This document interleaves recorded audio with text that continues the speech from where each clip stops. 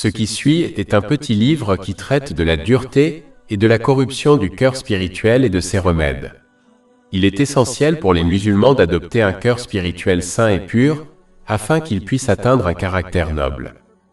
D'après le hadith trouvé dans Jami at-Tirmidhi numéro 2003, le saint prophète Muhammad, sur lui la paix et le salut, a indiqué que la chose la plus lourde dans la balance du jour du jugement sera la noblesse de caractère. C'est l'une des qualités du saint prophète Muhammad, sur lui la paix et le salut, qu'Allah l'exalté a complimenté dans le chapitre 68 Al-Kalam, verset 4 du Saint-Coran. Et en effet, vous êtes d'une grande moralité. Par conséquent, il est du devoir de tous les musulmans d'acquérir et d'agir selon les enseignements du Saint-Coran et les traditions du saint prophète Muhammad, paix et bénédiction d'Allah sur lui, afin d'atteindre un caractère noble. La corruption et la dureté du cœur spirituel sont des questions extrêmement importantes qui ont été abordées dans un hadith trouvé dans Sahih Bukhari, numéro 52. Le saint prophète Muhammad, sur lui la paix et le salut, a averti que lorsque le cœur spirituel est corrompu, le corps tout entier l'est également. Cette corruption se reflète alors dans les paroles et les actions de l'individu. De même, le Saint-Coran a souligné l'importance d'un cœur doux et saint, en conseillant à l'individu de ne pas tirer profit de ses biens ou de ses proches le jour du jugement à moins qu'il ne possède un cœur spirituel saint. Chapitre 26 à Ash-Shu'ara, versets 88 à 89. Le jour où ni richesse ni descendance ne profiteront à personne, mais seulement à celui qui viendra à Allah avec un cœur saint. Celui qui a un cœur dur peut être décrit comme une personne qui rejette la vérité lorsqu'elle lui est présentée, croyant qu'elle est supérieure en connaissance. Il manque de soumission et de crainte d'Allah, l'exalté, ce qui le conduit à abandonner les bonnes actions, à commettre des péchés, à un amour excessif et à lutter pour le monde matériel tout en restant indifférent à la préparation de l'au-delà éternel. Les cœurs durs sont facilement influencés par le diable pour commettre des péchés et rejeter les bonnes actions. Chapitre 22 Al-Hajj, verset 53. C'est afin qu'il fasse de ce que Satan jette, c'est-à-dire affirme, une épreuve pour ceux dont le cœur est malade et pour ceux qui ont le cœur dur. Celui qui a un cœur dur a deux caractéristiques répréhensibles. Il interprète intentionnellement de manière erronée les écritures divines afin de satisfaire ses propres désirs, comme l'obtention de la célébrité. Il critique ceux qui s'efforcent d'adhérer au Saint-Coran et aux traditions du saint prophète Muhammad, sur lui la paix et le salut, car il souhaite que les gens suivent leurs pensées et leur amour du monde matériel. La deuxième caractéristique est qu'il sélectionne soigneusement les versets et les hadiths qui correspondent à ses désirs. Il qualifie d'extrémistes ceux qui s'efforcent d'adopter et d'appliquer tous les versets et les hadiths, faisant ainsi paraître leur propre attitude agréable aux yeux des autres. Chapitre 5 Al-Maïda, verset 13. C'est pourquoi, à cause de leur rupture du pacte, nous les avons maudits et endurci leur cœur. Ils déforment les mots de leur sens, et oublient une partie de ce qui leur a été rappelé. Et tu verras encore parmi eux la tromperie, à l'exception de quelques-uns d'entre eux. Le saint prophète Muhammad, sur lui la paix et le salut, a prévenu que ceux qui parlent excessivement sans mentionner Allah, l'exalté, sont enclins à adopter un cœur spirituel dur. Celui qui possède un cœur spirituel dur est le plus éloigné d'Allah, l'exalté. Cela est confirmé dans un hadith trouvé dans Jami at-Tirmidhi, numéro 2411. Comme mentionné précédemment, ceux qui abandonnent l'obéissance à Allah, l'exalté, qui implique l'accomplissement de ses commandements, l'abstention de ses interdictions et l'acceptation du destin avec patience, seront maudits et auront un cœur dur. Chapitre 5 Al-Maïda, verset 13. C'est pourquoi, à cause de leur rupture du pacte, nous les avons maudits et avons endurci leur cœur. Dans un hadith trouvé dans Jami at-Tirmidhi, numéro 2305, le saint prophète Muhammad, sur lui la paix et le salut, a averti que celui qui rit excessivement deviendra dur de cœur. Il est important de comprendre que cela ne signifie pas qu'on ne peut pas sourire, car cela a été classé comme un acte de charité par le saint prophète Muhammad. Sur lui, la paix et le salut. Cela est confirmé dans un hadith trouvé dans Jami at-Tirmidhi, numéro 1970. Rire excessivement conduit à adopter une mentalité selon laquelle on ne discute que de sujets amusants. Cela conduit à éviter les questions graves telles que la mort et le jour du jugement. Si l'on évite ces questions importantes, comment peut-on s'y préparer? Un manque de préparation conduira à l'endurcissement du cœur spirituel. Certains disent que trop manger peut rendre le cœur spirituel plus dur. En effet, trop manger rend paresseux. La paresse conduit à une diminution des bonnes actions, ce qui peut rendre le cœur spirituel plus dur.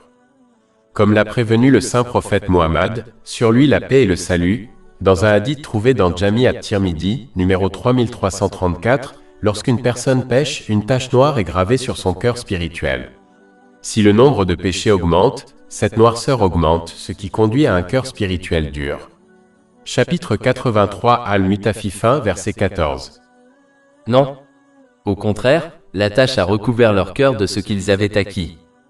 C'est pourquoi il a été dit que pécher de manière persistante peut entraîner la mort du cœur spirituel. Il est important pour les musulmans de s'efforcer d'adoucir leur cœur, car cela conduit à sa purification. Comme le recommande le saint prophète Mohammed, sur lui la paix et le salut, dans un hadith trouvé dans Sahih Muslim, numéro 4094, lorsque le cœur spirituel est purifié, tous les membres du corps le sont également. Cette purification encouragera l'individu à accomplir de bonnes actions et à abandonner les péchés pour l'amour d'Allah, l'exalté. Il existe de nombreuses façons d'adoucir le cœur spirituel, comme passer du temps à se souvenir d'Allah, l'exalté, par la langue et le cœur. Il est important d'impliquer son cœur en se concentrant sur ce qui est récité afin qu'il puisse s'adoucir. Mais même si l'on ne parvient pas à impliquer constamment le cœur, il ne faut jamais abandonner.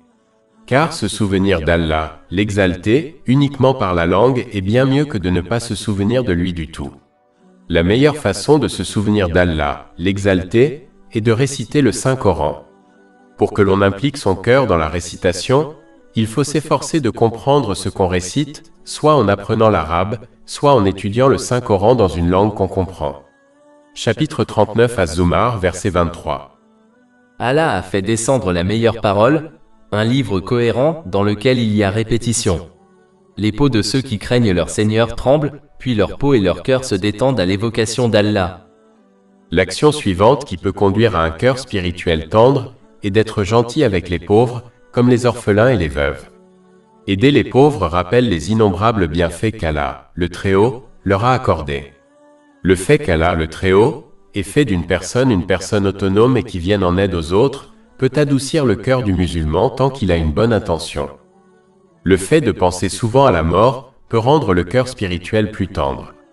C'est pourquoi le saint prophète Mohammed, sur lui la paix et le salut, a conseillé dans un hadith retrouvé dans Sunan Ibn Majah, numéro 4258, que les musulmans devraient souvent se souvenir du destructeur des plaisirs, c'est-à-dire la mort. Cela les amènera à prendre les choses au sérieux car ils savent qu'ils doivent se préparer à la mort et à l'au-delà. Cette préparation conduira à un cœur spirituel plus tendre. Les musulmans peuvent aussi adoucir leur cœur spirituel en visitant régulièrement les tombes. En fait, le saint prophète Mohammed, sur lui la paix et le salut, a conseillé dans un hadith trouvé dans Sunan Ibn Majah, numéro 1569, aux musulmans de visiter les tombes car cela leur rappellera l'au-delà. Mais il est important de noter que cet acte ne fera qu'adoucir le cœur spirituel d'une personne s'il médite sur sa mort, sa tombe et son au-delà. Le simple fait de visiter les tombes rendra l'humeur d'une personne plus sérieuse. Mais cela n'adoucira pas son cœur spirituel tant que cette introspection n'aura pas été faite. Les musulmans peuvent aussi méditer sur les nations du passé qui ont été détruites par Allah, l'exalté, à cause de leur désobéissance persistante. Comme cela est largement expliqué dans le Saint-Coran et les hadiths du saint prophète Mohammed, paix et bénédiction d'Allah sur lui, les nations du passé étaient plus puissantes, vivaient plus longtemps et obtenaient plus de bénédictions matérielles que les peuples du monde moderne. Pourtant, comme elles ont désobéi à Allah, l'exalté, rien de tout cela ne leur a profité. Leurs empires massifs et sans précédent se sont évanouis, ne laissant derrière eux que quelques signes pour avertir ceux qui sont venus après eux. Lorsqu'un musulman réfléchit vraiment à ces choses, son cœur spirituel s'adoucit, ce qui l'encourage à se préparer pour l'au-delà avant la fin de son temps. Les musulmans doivent s'efforcer d'adoucir leur cœur grâce aux conseils qui leur sont donnés. C'est seulement alors qu'ils pourront se concentrer sur l'au-delà et s'y préparer adéquatement. La personne dont le cœur spirituel est guéri de la dureté devient celle dont le cœur est doux, pur et fort. Cela signifie que sa pureté reconnaît la différence entre la vérité et le mensonge. Sa douceur encourage la personne à agir selon la vérité. Sa force permet de rejeter le mensonge par la lutte et l'effort. Lorsque tous ces éléments se combinent en une personne grâce à la miséricorde d'Allah, l'exalté, elle obtiendra le succès dans ce monde et dans l'autre. Chapitre 26 à Ash-Shu'ara, versets 88 à 89. Le jour où ni richesse ni descendance ne profiteront à personne, mais seulement à celui qui viendra à Allah avec un cœur saint. Plus de 400 livres électroniques, blogs, livres audio et infographies gratuits sur notre site web www.chekpod.com.